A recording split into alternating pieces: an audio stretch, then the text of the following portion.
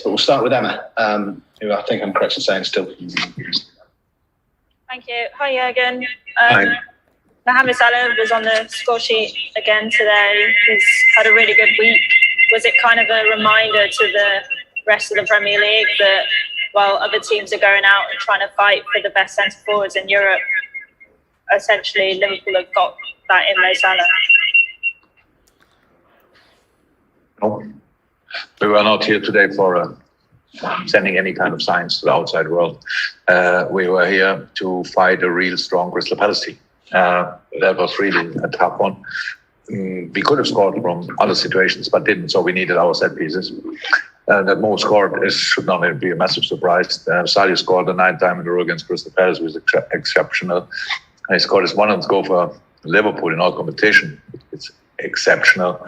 So Naby Keita scored the most wonderful goal of all three. So that's all important for us. But I told the boys after the game, this was one of the most hard-fought 3-0 I ever saw. They had to give absolutely everything. And so I'm really pleased. Because when in a season, when you're Liverpool, you win football games from time to time. When you win, usually you are really good or brilliant. Today we were not brilliant, but we're good. And we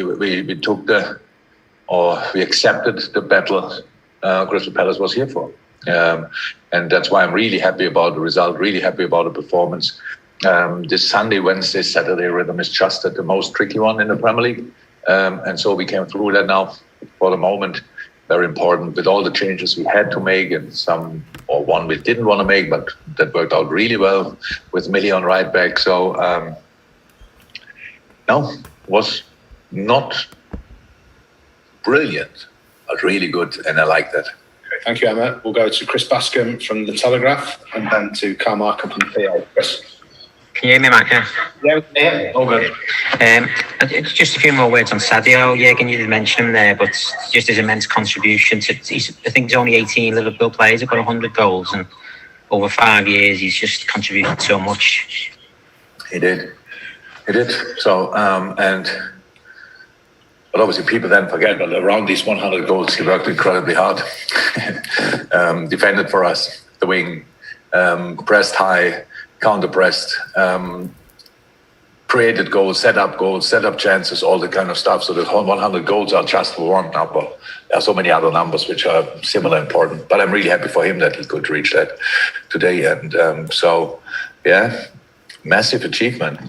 In this glorious history of this club, only 18 players, if that's right, scored 100 goals. That says a lot because nowadays players are usually not that long in clubs. So I'm really happy that I could work now already for 5 years together with that. And it's just a top player. Cheers, Chris. Thank you. We'll go to Carl Markham, then to James Pearce. Carl. Hi, Jurgen. Hi, Carl. 4 changes in the week, 6 changes today. What does that say about the depth of your squad that you can come and get results like this? Yeah, I don't know what it says exactly, but we had to do the changes. That was clear. The house had this morning after breakfast. Trent didn't feel right.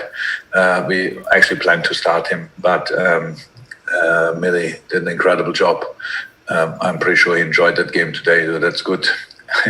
And so then the whole last line now, all of a sudden, never play together, never. And on top of that, yes, Thiago, of course, but I think the midfield played only once together before. So interesting as well. The front three, they knew each other. Let me say it like this. So for that, it was really good, but we had to do it. You saw. The intensity of the game, we had to pay for that as well. It was second half. We were not that clear anymore. We scored the goals, yes, but we were not that clear anymore in the end. To the end of the second half, Crystal Palace really, put extra shift in, brought more offensive players, chipped the balls in behind our fullbacks. We had to run a lot. You cannot press these balls. Obviously, you have to run a lot. We had to defend it either with skill or luck and Ali. But we did it, and so for the moment, I'm really happy. The only little bit this time overshadowed by Thiago, but we hope that's not that serious. He felt his calf, and now we hope really that it's not that serious. Brilliant. Okay, James Pearce, and then we finish with Paul Joyce. James. Hi, Jurgen. Can I just ask you about Konaté's debut? You must have been delighted with the way he fitted in today. And just what has it been like for him? Has there been an adaptation period for him to adjust to the style of play and exactly what you want from him? Yeah, definitely. That's very important. So I think we all saw what kind of potential the boy has. It's incredible. Physicality, technique, game understanding, it's all there. But when you're, as a young boy, already skilled, like obviously Ivo is, then you rely sometimes on these skills. And now in the Premier League teach you then harsh lessons. And today was a good example for Crystal Palace playing there with first Benteke, then Edouard, Saha all the time, cutting inside, Ayew around. So that's proper. These are proper strikers, and he did really well. But of course, when you play your first game, maybe it's not so nice when you play then a completely new last line.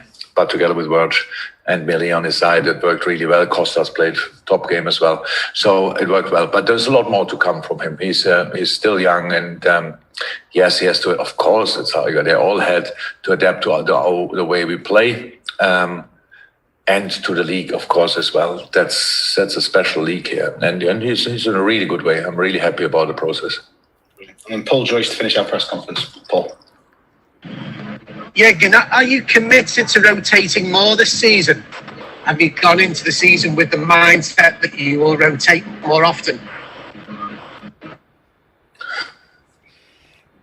Yeah, I think we did in the past as well, but maybe if you ask me like this, then maybe not often enough. I don't know. It's like you want to line up the best possible team, and that has obviously different factors.